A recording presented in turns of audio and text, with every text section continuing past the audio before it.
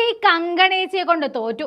രണ്ട് കാലിൽ മന്തുള്ളവൻ ഒരു കാലിൽ മന്തുള്ളവനെ കുറ്റം പറയുന്നത് പോലെ കങ്കണ രാഹുൽ ഗാന്ധിക്ക് നേരെ തിരിഞ്ഞിരിക്കുകയാണ്. രാഹുൽ ഗാന്ധിയെ മയക്കുമരുന്ന് പരിശോധനയ്ക്ക് വിധേയമാക്കണമെന്നാണ് കങ്കണയുടെ ആവശ്യം. രാഹുൽ പാർലമെന്റിൽ അസംബന്ധ പ്രസ്താവനകൾ നടത്തുന്നുവെന്നും അദ്ദേഹത്തെ മയക്കുമരുന്ന് പരിശോധനയ്ക്ക് വിധേയമാക്കണമെന്ന് പോലും. എന്റെ ഏച്ചി നിങ്ങൾ പഴയ കഥയൊക്കെ മറന്നിട്ടേ പുലമ്പുന്നേ.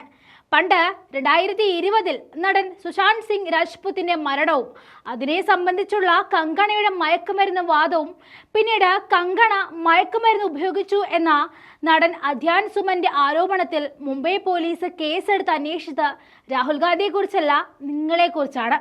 അപ്പോൾ പിന്നെ ഫുൾ ടൈം പൊടിയും വലിച്ചു നടക്കുന്ന നിങ്ങളിത് പറയുന്നത് ശരിയാണോ? അതവിടെ നിൽക്കട്ടെ, എന്താണ് കങ്കണയുടെ ആരോപണമെന്ന് നോക്കാം. കേന്ദ്ര ബജറ്റിനെ കുറിച്ചുള്ള രാഹുൽ ഗാന്ധിയുടെ പാർലമെന്റിലെ പ്രസംഗമാണ് കങ്കണയെ തന്റെ എക്സ് പ്ലാറ്റ്ഫോമിൽ ഇത്തരം ഒരു പ്രസ്താവന ഇടാൻ നിർബന്ധരാക്കിയത്. 1947 കിട്ടിയ സ്വാതന്ത്ര്യം ഭിക്ഷയായിരുന്നുവെന്നും 2014 നരേന്ദ്രമോദി പ്രധാനമന്ത്രി ആയപ്പോഴാണ് ഇന്ത്യക്ക് സ്വാതന്ത്ര്യം ലഭിച്ചതെന്നും പറഞ്ഞ് എയറിൽ കയറിയ ആളാണ് കങ്കണ. അതിൽ പ്രതിഷേധിച്ചവർ അന്ന് പറഞ്ഞത് പത്മ പുരസ്കാരം തിരികെ വാങ്ങണമെന്നും സിവിലിയൻ പുരസ്കാരം നൽകുന്നതിന് മുൻപ് കങ്കണയുടെ മാനസിക നില പരിശോധിച്ച് ഉറപ്പുവരുത്തണം എന്നുമാണ്. അപ്പോഴും രാഹുൽ ഗാന്ധിയുടെ മാനസിക നില പരിശോധിക്കാൻ ആരും ഇതുവരെ എത്തിയിട്ടില്ല.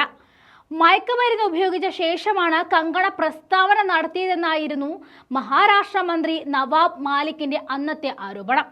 അവസാനം മാണ്ഡിയിൽ നിന്നും ജയിച്ച് MP ആയതിനു ശേഷം തന്നെ കാണാൻ വരുന്നവർ ആധാറുമായി വരണമെന്ന് പറഞ്ഞ് വിഡ്ഢിത്തം വിളമ്പിയതും ഹാങ് ഓവർ മാറാത്ത കങ്കണയായിരുന്നു. മയക്കുമരുന്ന് ഉപയോഗിച്ച് ഇരിക്കുന്നവർ മറ്റുള്ളവർ പറയുന്നത് എന്തും മയക്കുമരുന്നിലാണെന്ന് തോന്നും. അത് നിങ്ങളുടെ കുറ്റമല്ല, നിങ്ങളടിച്ച സാധനത്തിന്റെ കുഴപ്പമാണ്.